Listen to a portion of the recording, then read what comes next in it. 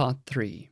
Even if what one defends be true, an attitude of defense, of continual apology, whatever the cause, makes the mind barren because it kills intellectual innocence. That delight in what is unforeseen, and in the mere spectacle of the world, the mere drifting hither and thither that must come before all true thought and emotion. A zealous Irishman, especially if he lives much out of Ireland, spends his time in a never-ending argument about Oliver Cromwell, the Danes, the penal laws, the rebellion of 1798, the famine, the Irish peasant, and ends by substituting a traditional casuistry for a country.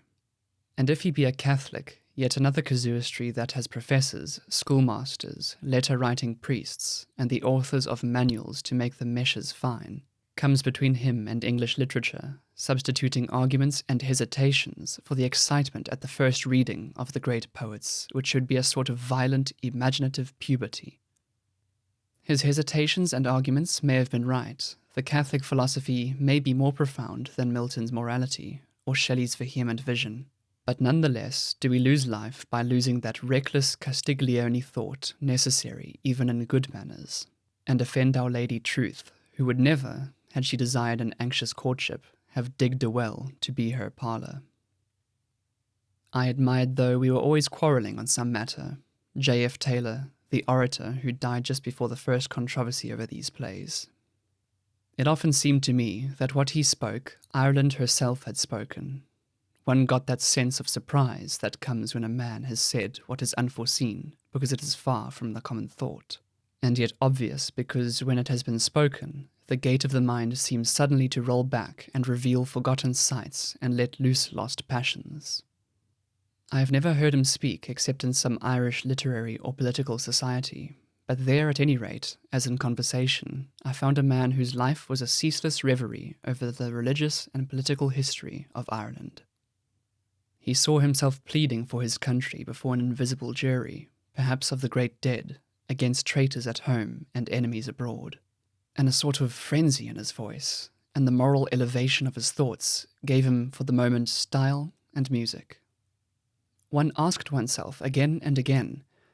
why is not this man an artist, a man of genius, a creator of some kind?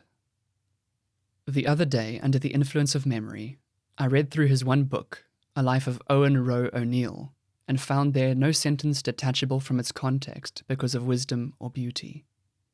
Everything was argued from a premise, and wisdom and style, whether in life or letters, came from the presence of what is self-evident, from that which requires but statement, from what Blake called naked beauty displayed.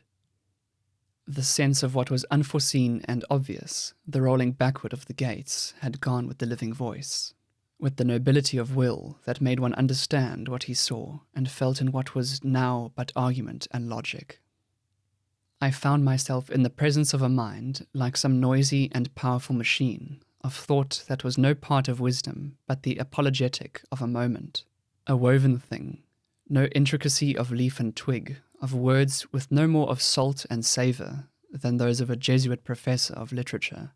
or of any other who does not know that there is no lasting writing which does not define the quality or carry the substance of some pleasure. How can one, if one's mind be full of abstractions and images created not for their own sake, but for the sake of party, even if there were still the need, find the words that delight the ear, make pictures to the mind's eye, discover thoughts that tighten the muscles or quiver and tingle in the flesh, and stand like Saint Michael with the trumpet that calls the body to resurrection?